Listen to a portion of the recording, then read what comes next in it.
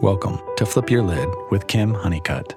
Kim is a psychotherapist and executive director of ICU Talks, a mental health speaking ministry.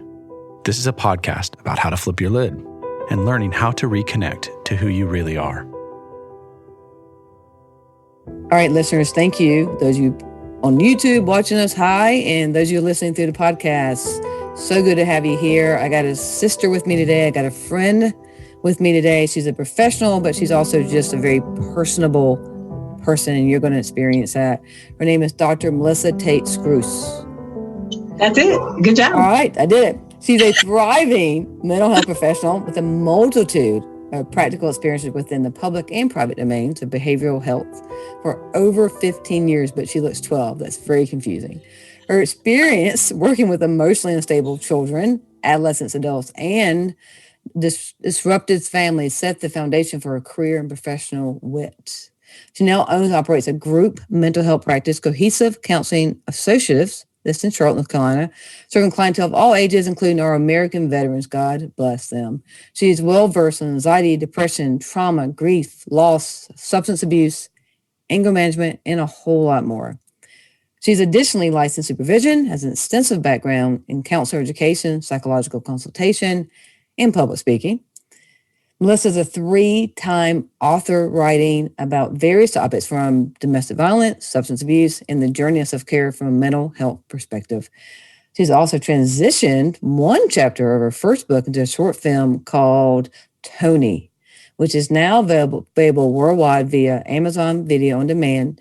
Tony, which if you're looking for, it's going to be THONY 2.0. Tony's Eyes will be released this year in 2021. You can also just go to our website, which is drmetate.com for more information. So that's drmetate.com. We'll have that in our show notes as well, because there's a lot to learn about her. And so, Melissa. Hey, Melissa. girl, hey. Yes.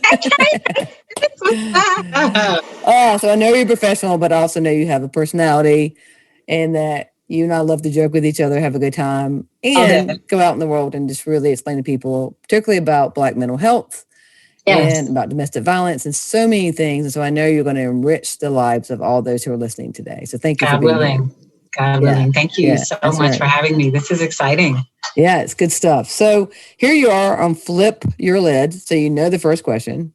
It's the only thing we know is going to happen. Outside of that, we're just like, right. So here's the first question. Just think about this. Tell us a little bit about, in your life, what flipped your lid, disconnected you from who God says you are, and what measures have you had to take to be able to reconnect to who you really are? And how much time did you say we have? Let's have the first question less than 15 minutes. How about that? So, situations that have flipped my lid.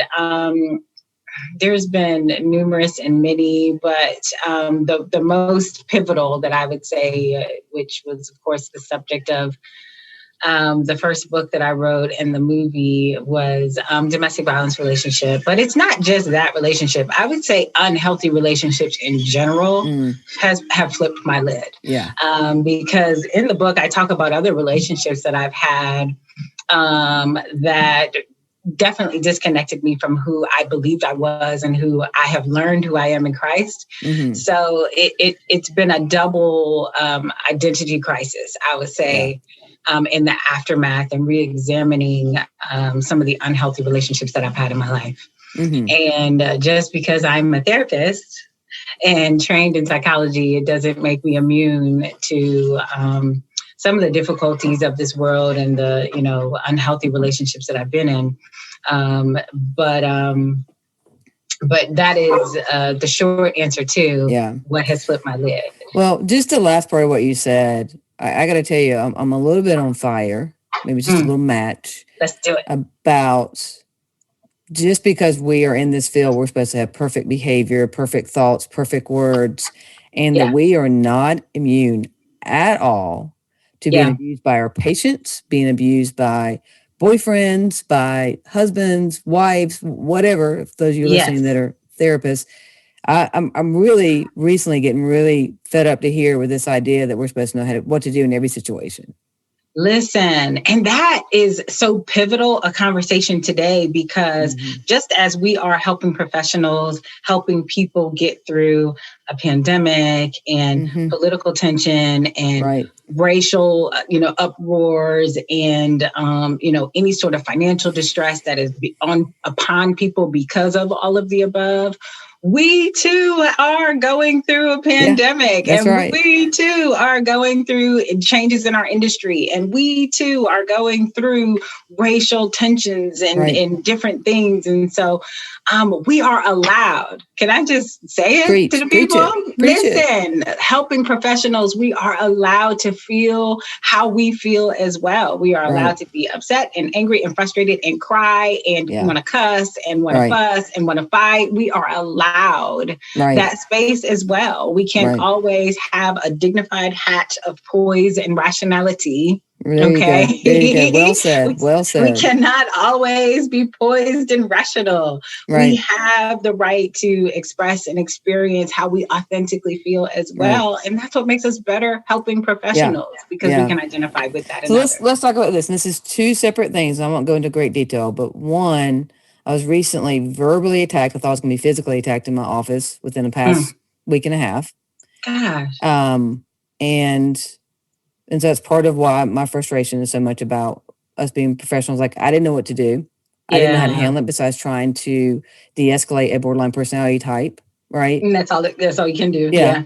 So, but the other thing is I've had many people come in my office, and I know that they only know what they know, but they are saying things that are vehemently against who I am as a woman, a person, someone who is Latina, and having to figure out how do you navigate when people are saying things that contribute to where we are right now with racial tension.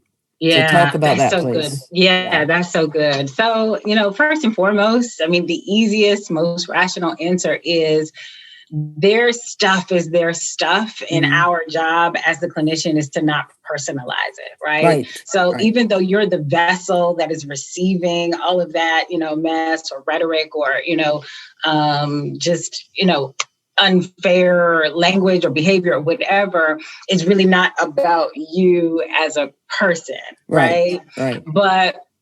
But it doesn't nonetheless make it feel good to have all of that on your plate. Yeah, and so I think you did, like I said, that's all you can do is de-escalate and, kind of, keep it peaceful in the session as much as possible. But then after that, authentically go into a place where you can process what just happened. How do I feel about it? What do I need to shed, not allow it to attach to me or attach to who I am as a person, as a woman, as a therapist, as a Latina? How do I, shed what was just dumped all over me and not allow it to attach to my spirit?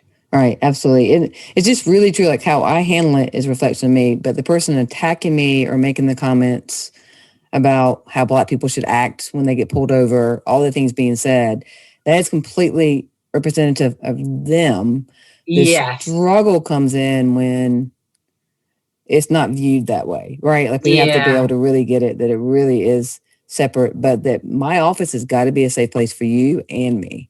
Yes, I'm included in that safety. Yeah. That's so good. That's good. Yeah. That's good. Because I think a lot of people will give up the space for others in this very self-sacrificing fashion and then lose sight of where they all of a sudden feel uncomfortable doing their own job. Yeah, that's right. Yeah, it's really, really good. And so for you, like, you and I have done like some Instagram lives and things about just talking about, what, brown and Black sisters are going through, people of color are going through, what, immigrants are going through, because, my mother's an immigrant, like just talking openly about that. And so if we can kind of jump into that for a second, and then I want to go back to what you personally experienced with domestic violence, but just to be current for a second, can you talk a little bit about, it's what a lot of people call Black self-care.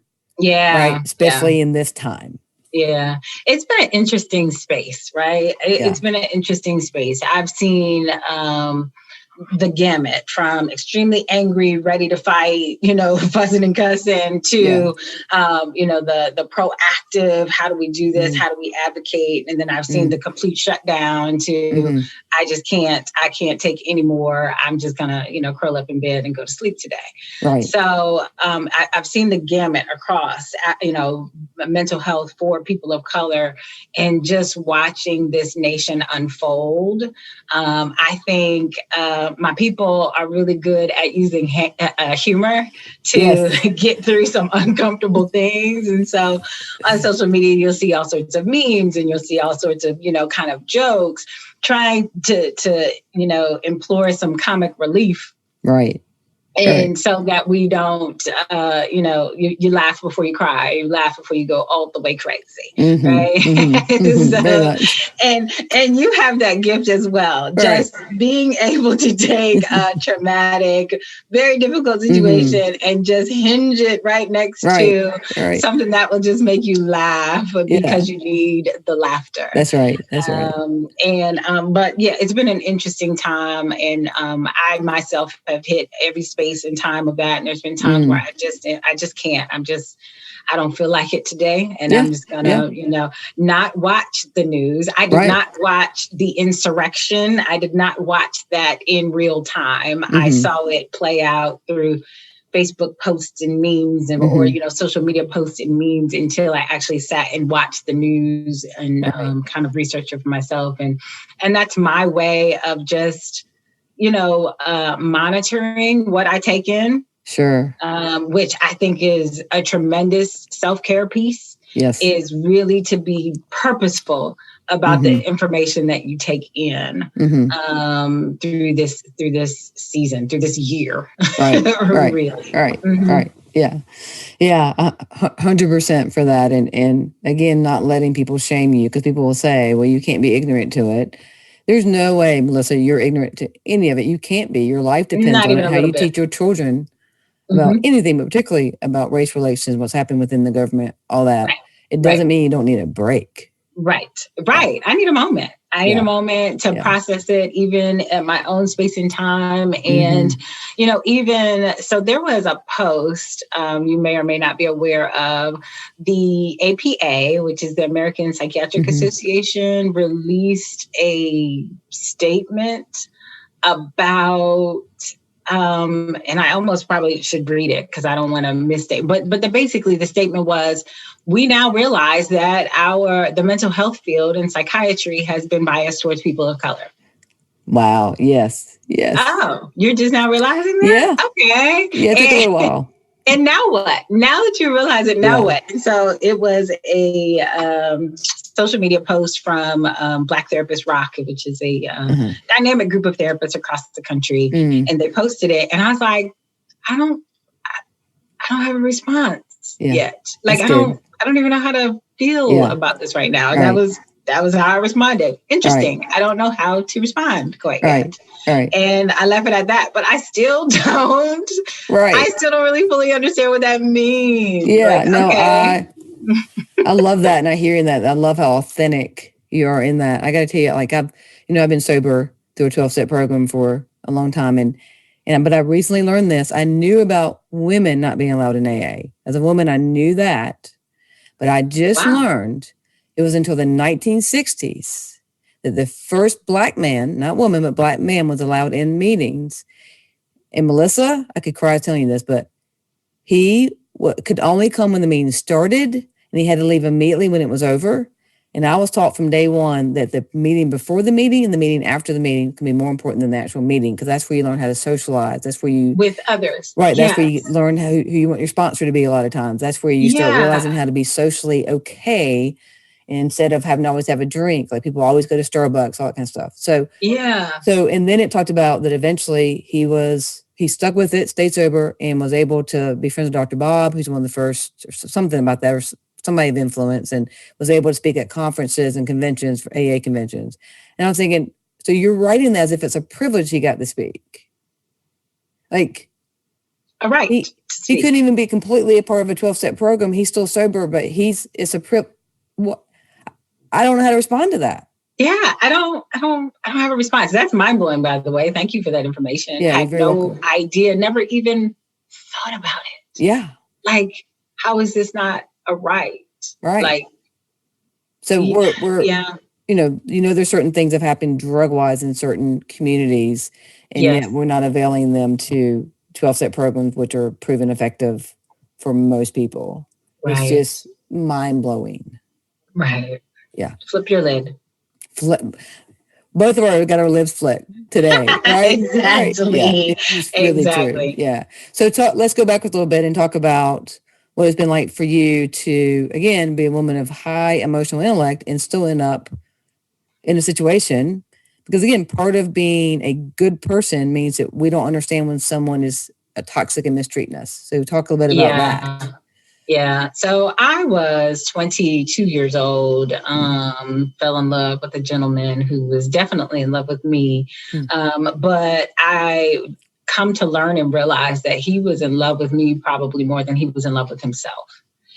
And truly, that's what I see at the essence of very unhealthy, toxic relationships is there's no individuation. There's no individual identity among the two parties. Right. And so then when they come together as a couple, that becomes the new identity, and one or both people lose themselves in that process. Wow. Yeah, that makes perfect sense. Yeah.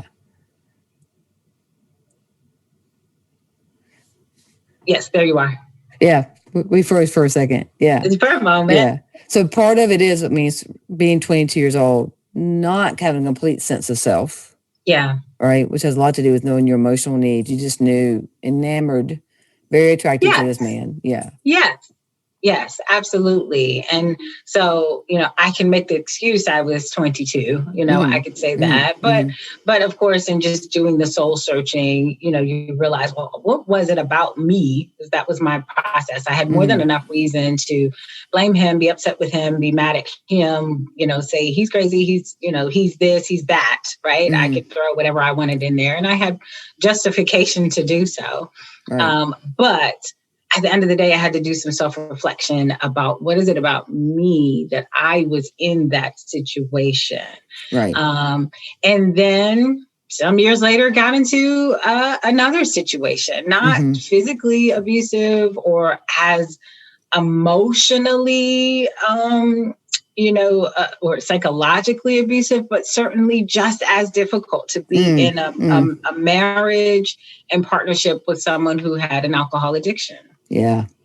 Yeah. And that is just as emotional, that flipped my lid just as much to see this very professional, very handsome, very, educated man be at such vulnerability to alcohol. Right. It was like, how? Like, what? Like, it again flipped my lid all over the place. Yeah. So, but again, had to self-reflect. What is it about me that I am in these situations, and what is it that I need to do? What is it that I need to understand about myself and about my propensity for taking a liking to this degree of unhealthiness, this degree of brokenness in a man. Yeah. Yeah. Yeah. Was there anything in particular you found out about your hardwiring, childhood stuff related to gravitating towards someone who is not available for you?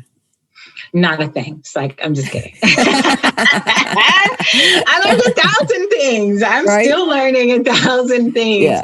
So, I mean, I have a family member who has struggled with addiction for as long as I can remember. And so I think at the heart of it all, I have this desire to see someone from a healed perspective. That even in their struggle, they can heal and be better and live happily ever after. Yeah. So I think that was in me. I think seeing my parents in a very loving relationship as middle school sweethearts. I really kind of thought love was easy and had no idea. Yeah. I'd never even seen my parents have a tremendous argument. Right. Never saw them. So I think I thought that, you fall in love and then it's easy. You're with your friend forever. So there was definitely some naivete on my part about what it took to be in a relationship, and from a perspective of codependency, because I felt like I had a great sense of personal identity and I felt like I knew myself very well. And then once you partner with someone who doesn't know themselves very well and isn't as emotionally drained, you fall to their level. You get pulled down to that level of unhealthiness. And so, I learned your healthy relationship is only as healthy as the healthy people in it. So very much. Your relationship is only as healthy as the people in it.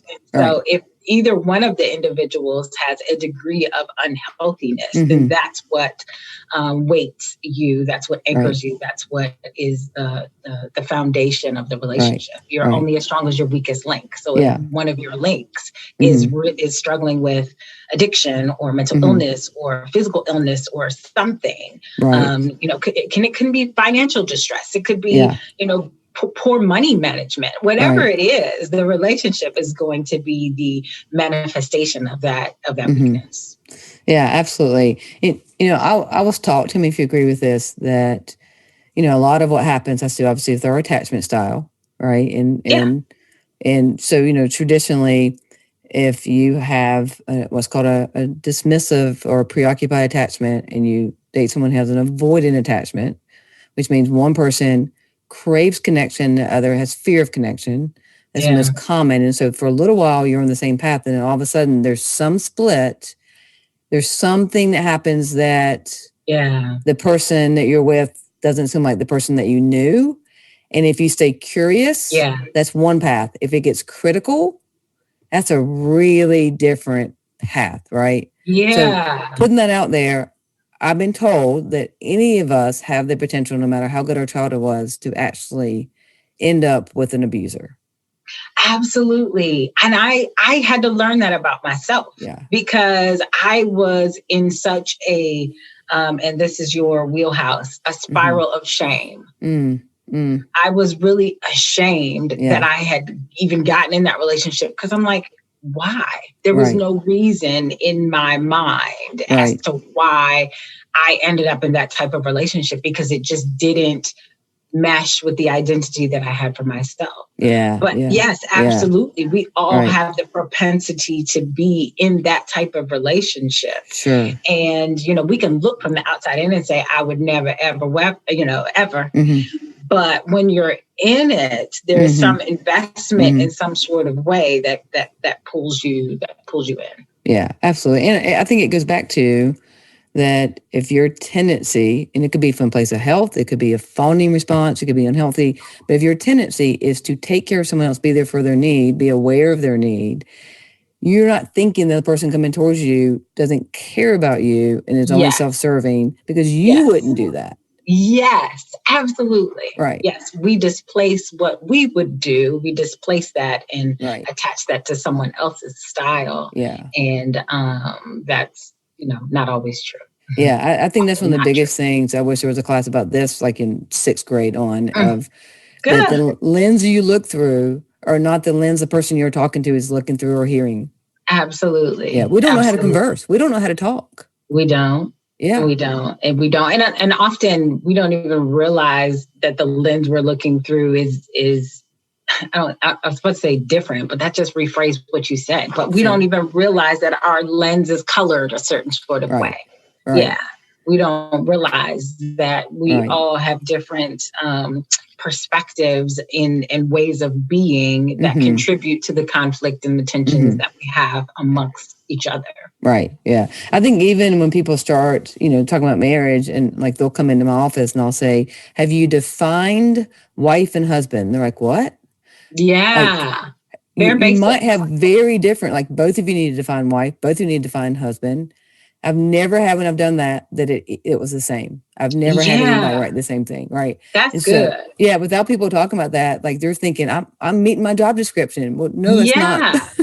Yeah. Did you even know what you signed up for? Right. Like, you don't even know what you didn't signed up for. Right? His idea of wife. Yep. And now you're like, oh, wait a minute. Yeah. No, now you're in. And again, for those of us in the church, we'll get shamed if we try to get out of that or we'll take on too much blame about what's happening within the marriage. Mm-hmm. Yeah. Absolutely. That's so good. Yeah. Good stuff. Yeah. So how did the church play into it for you with relationships and then the beautiful marriage you're in now? Like, have you been shamed within the church? Have you found acceptance in the church? I found amazing acceptance in the church. I thank God for my pastor and co-pastor who of Have Life Church, who are counselors at heart. Mm-hmm. And they want everybody to do better, feel better, be better people. And so no. And by the time I came to the church, I was divorced, single mother, just, really seeking some solace. I was just seeking a safe place, I think, and felt really understood in my pastor's messaging of soul searching and personal identity and finding who you are in Christ and defining what that means and knowing who you are as an individual person. And so I found confirmation when I got to the church. For a while, I felt like a foreign body. Wow. I was like, why am I the only one who seems to I really felt foreign. Like I felt like I was a single person who just was the only person who understood integrity and understood love and understood honesty and really very old school ideas of love. And I'm like, I don't understand why this is so hard. I don't get it. Right. So I found confirmation when I first started going to Have Life Church. So glad. And my husband was, who was not my husband at the time, but he found a safe place there as well as he was going through divorce. And the stars aligned and we met each other and there at the church. Right. And it's been a beautiful union with the blessing of my pastor, co-pastor. They continue to pour into us, love on us. It's been a blessing. Well, it's been a blessing to watch. Yeah, thank you. You've seen it, right? It's a ministry. You're a ministry just by being yourselves and being so open about the fact that you've been divorced and God never loved you differently. And what does it mean now to be, it's just, and plus he's creative and, like all that, that's just been amazing. Oh, all of that. Yeah. No, it's been a real blessing and to have a partner in Christ and we know that our ministry is marriage first and how we've been able to blend our families and continue to serve together. And, one of the things that I'm passionate about when talking to couples who, kind of come to us from the church or come to me from the church is, my husband and I have separate ministries, but we also minister together, know? And so if ever I was jealous of his ministry or he jealous of mine, it would really be a problem because we serve the Lord so passionately and we love God's people so passionately that it would be a problem if we didn't respect the God in each other and allow our individual ministries to be what they are. Right. Yeah, I love that. And that reminds me, of the triangle where God's at the top and, your name's here and Anthony's on the other side. And the closer you get to God, the closer you get to each other. Oh, Jesus. Yeah. Right. Like it's so visual for me that's what you're actually, are doing. And you're so right about the ministries are apart, but yet they bring you together. And that doesn't just come, you have that spiritual maturity. Yeah, absolutely. And with spiritual maturity is emotional maturity. Yep. And so I've come in recent years and you and I partner in this space of mental health as a ministry. Right. As, it is purposeful in getting to that spiritual actualization that, closer to God and really kind of understanding what he has for us, what he wants for us. It comes from that emotional maturity process. Yeah, that's right. And so I thank thank God that that was growing in him before we even came together. Like that is in essence a beautiful thing. Is he was working on him, I was working on me, and we found each other in a healthy space. So neither one of us had to feel a void for each other. We were filling our own void in God, in Christ, in, our emotional maturity. And we found each other in a healthy space. Yeah, that's so beautiful. Do you have some practical applications or things that you experienced internally or even externally? Because, for those who have been abused, to date again. Oh, child. The fear of that, to try to look for something different without being overreactive. Right? Yeah. Can you talk a little bit about that and how difficult that is? I don't know if I can talk about it. So, it was a process. Let me be clear. So again, I was 22 years old when I met and married, or, when I married my first husband and went through that very abusive situation. I'm 44 years old now. Yeah. So I am 22 years removed, physically and emotionally removed from that very toxic situation. And in the process, I continue to have some unhealthy relationships here and there. It may not have been physically abusive, but it wasn't healthy, or it wasn't good, or it didn't serve my best interest. It didn't cater to my heart. And so I went through periods of celibacy and soul searching and just really trying to understand who I was. Some periods where I really just needed to focus on being a good mom, stop worrying about being somebody's girlfriend, somebody's wife, and just worry about being a good person and being a good mom or being a good sister and being a good daughter. Sometimes we overshoot because of our heart's desire to love. We find somebody in a space where we're not fully whole. Right. My pastor smacked me in the face with this one some years ago when I first started going to Have Life Church. We date from our level of revelation. Say it again. Say it again. Listen. Ooh, I can feel the Holy Spirit. Say it again. Yes. We date and choose a partner according to our level of revelation. So if you are here with your level of revelation, not even knowing how amazing and beautiful and powerful and smart and whole you are, your dating pool is down here with everybody else. Right. When your revelation increases in who you are and knowing the Spirit of God that resides in you and the Holy Spirit that resides in you, and know that you are fearfully and wonderfully made and that you can make mistakes and that the God loves you still, then you allow yourself a different space of grace and allowing yourself not to be ashamed and allowing yourself to just be authentically who God created you to be. Your dating pool is up here. Evil spirit. Amen. Not down here with the bottom feeders. You are increasing, elevating yourself, elevating your understanding of who you are. Yeah. That's so good. And with that, and part of me saying this is that I just did a talk this week about this is, and actually I talk about this a lot, and that is one of the things the enemy doesn't want us to do is receive. Because the depth of relationship is based on receiving. That's good. Right? Relationship with the Lord starts with receiving his love, receiving our salvation, receiving. That's good. So the more you receive, the more you have revelation. Right? Yes. So if we're shamed for trying to receive our emotional needs being met, if we're shamed for trying to receive love, grace, anything, and we don't let it come in, we will date from there. Yes, absolutely. That's so good. Yeah. It's so good. Yeah. That one, it's still, that one statement from my pastor, 7 years ago, still does not leave me. Yeah. It still does not leave me. Yeah.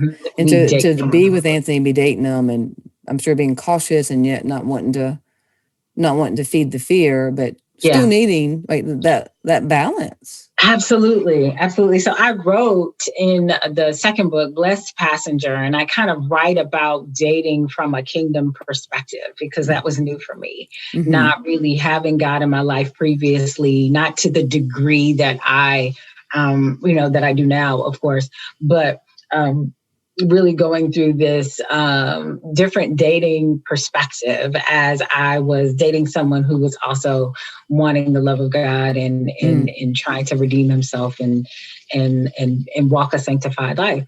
But that so there were some fears that came up, like, oh no, like, is this real? Like, is this really happening? So there was definitely some fears that, and some trepidation that set in, and the confirmation that I got from God through that process was really amazing. It had all sorts of little, weird spiritual awakenings through it. But what I like to say is the God in me fell in love with the God in him. And that's what is kind of keeping us together. And because I trust the God in him, I can be, wholly and authentically a helpmate. There's this theory that brown women like me don't like to submit, don't like that word submission. Oh, yeah. There's a whole discussion about this word submission, but it is really easy to submit when you trust what is leading your husband. Yeah, that's good. That's good. Well, I will tell you, even though unfortunately I don't look brown, and I wish I did, I accept that I don't. You are brown on the inside. We are the same color on the inside. On the inside, we're so the same color. That the word submission for me is almost a trauma response. It's almost nauseating.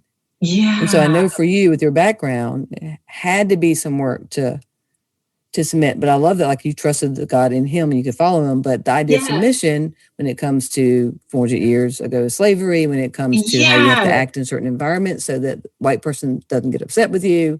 Absolutely. All of that plays in for you.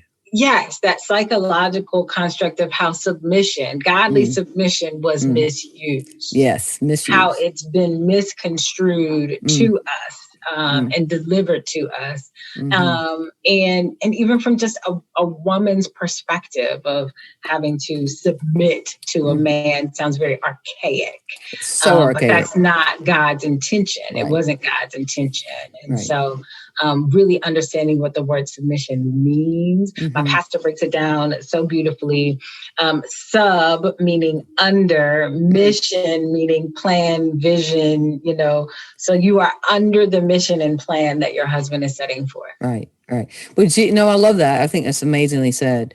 Do you feel like he's under, or would it be more like for you saying he's beside the mission that you have? We are in this mission together. Yeah. And I think when you get married, it's what's the mission? Oh, the mission is X, Y, and Z. Okay, I can get under that. Yeah.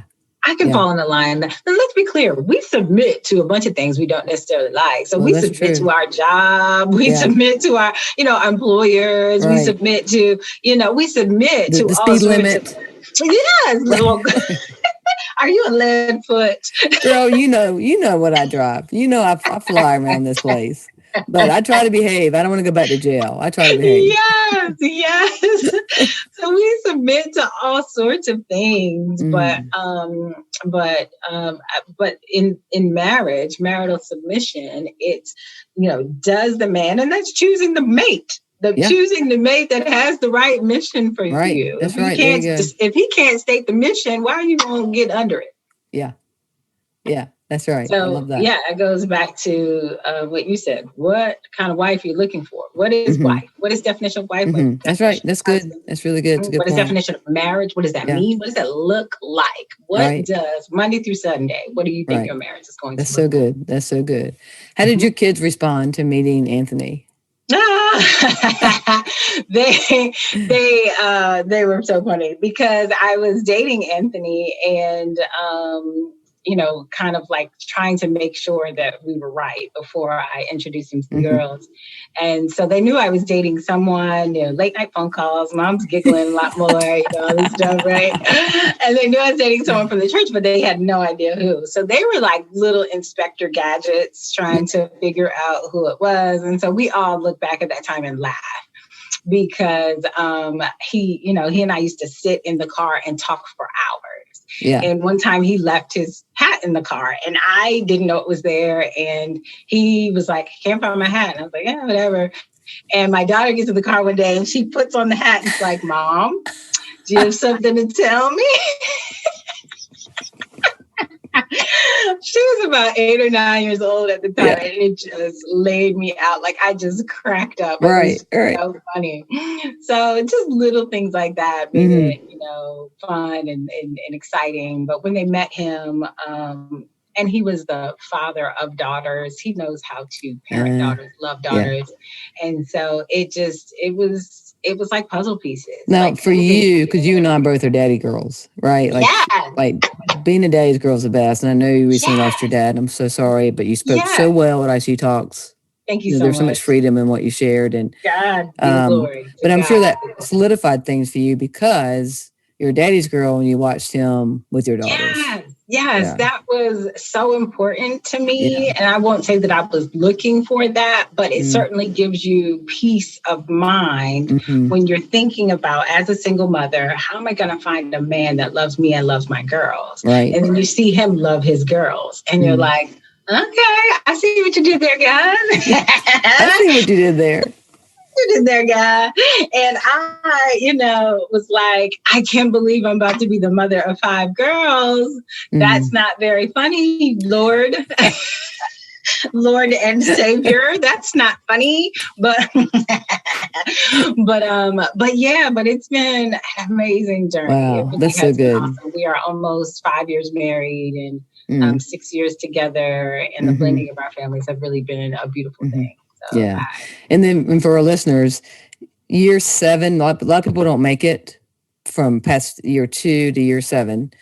There's something very significant that happens when you get past year 7, and that's part of the 7-year itch people talk about, because by that point, all the new things in relationship are done. Like, it's about being committed to each other, and so just knowing like what a ministry you already are, and that I just know it's going to continue in that. Absolutely. And that you're not going to be a statistic.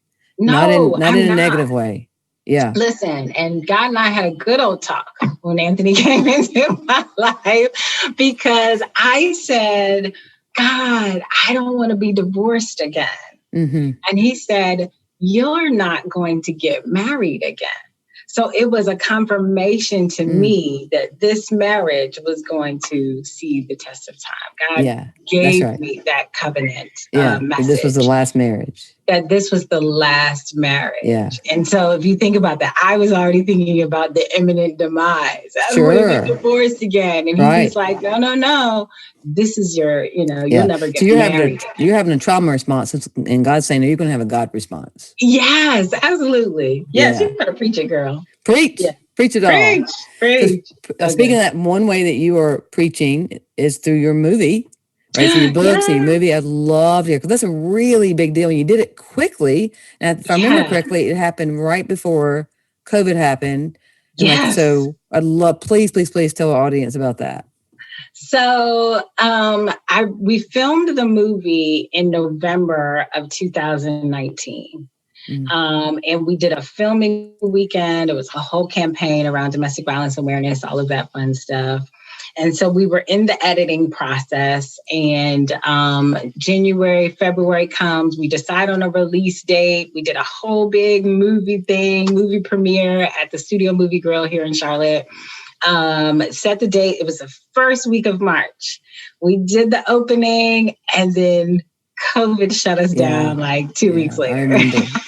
By the end of March, beginning of April, COVID was very much alive and well. And so we really had to shut it down. But the movie process was amazing. Again, a God gift of just an urging, an inkling. I think it hit in the most amazing way possible, because, as you and I have discussed before, during COVID, domestic violence, incidents went up around the globe. The globe. So now all of a sudden people are in these abusive relationships and violent relationships, and they're stuck in the house with their abuser. Tragic. So around the globe, the numbers went through the roof. And I thank God the movie was, tangible, that I could do kind of movie showings virtually. Right. So all of a sudden our world had to convert to this virtual platform. Right. And the movie Tony was prevalent enough for me to be able to have these virtual showings with people and continue to have necessary conversations about domestic violence with people across the country. So that was really awesome. Yeah. Yeah. That is so good. And God is so good in that. Listen, His timing. It's just amazing. What do you see as a difference about how people react in the victim blaming with brown and black sisters versus, we'll just say white. I won't go through each ethnicity. Yeah, Right. Just brown versus white kind of thing. What have you noticed with your expertise with that?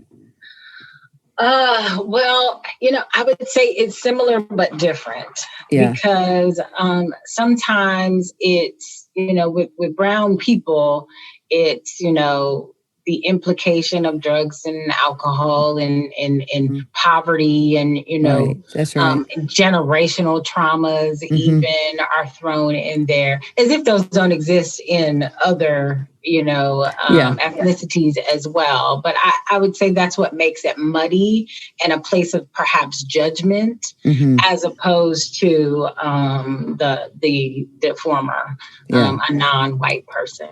Yeah, it's very interesting. And just to put out there, any woman, and some men deal with this too, I want to be really clear, but any woman I've dealt with, the system has been horrific for every woman. Yeah. Every race, age, socioeconomic, every woman I know has had to walk in that courtroom, even trying to get a 10-day restraining order. I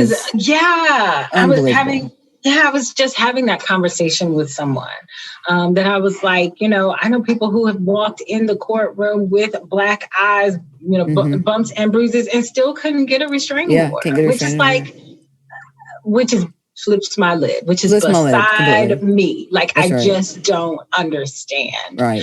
And a lot of times it turns into her word versus his word. And sometimes it's a money thing as far as attorneys and legalities. Or just getting off work.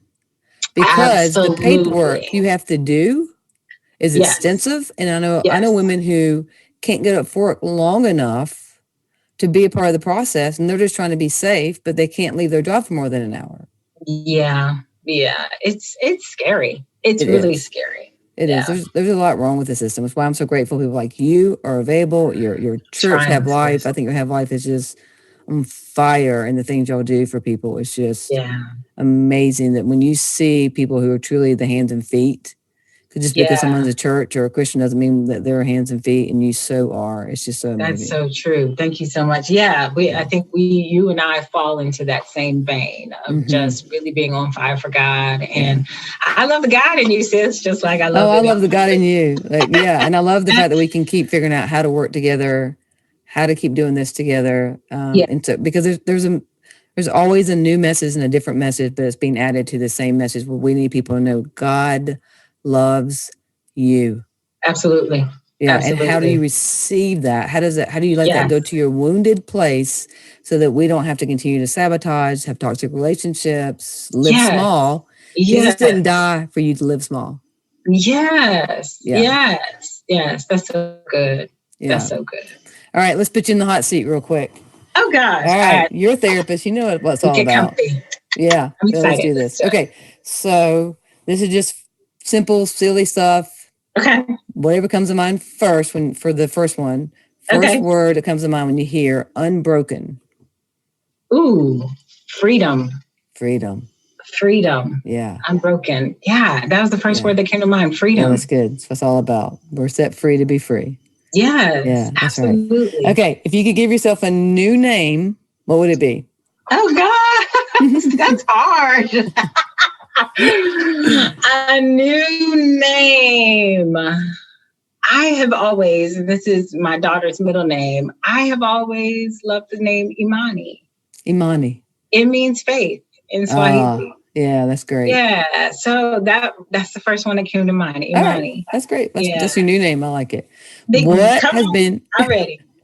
What has been your biggest surprise in life?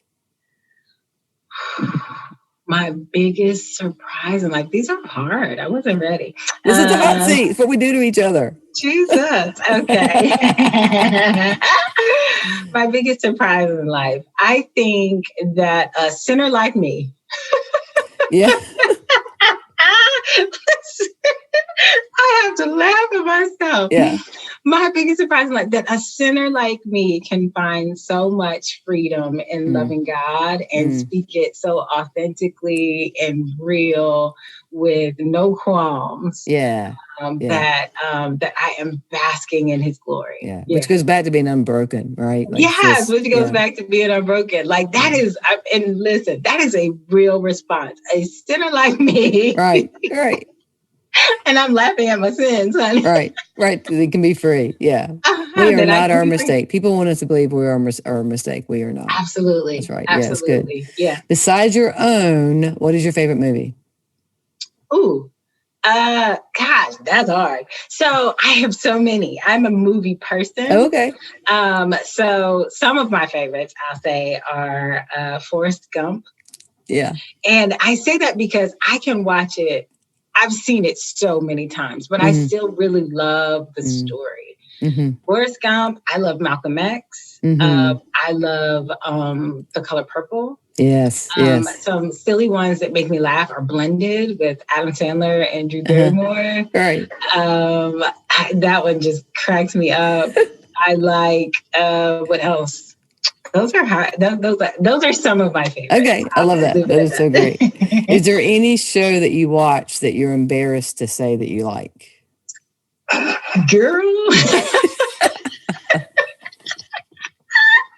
That's so funny. I'm embarrassed to say I like some good ones. I'll say that. I do like some good ones, but I am embarrassed at the way in which I watch them. Like I just get so enthralled.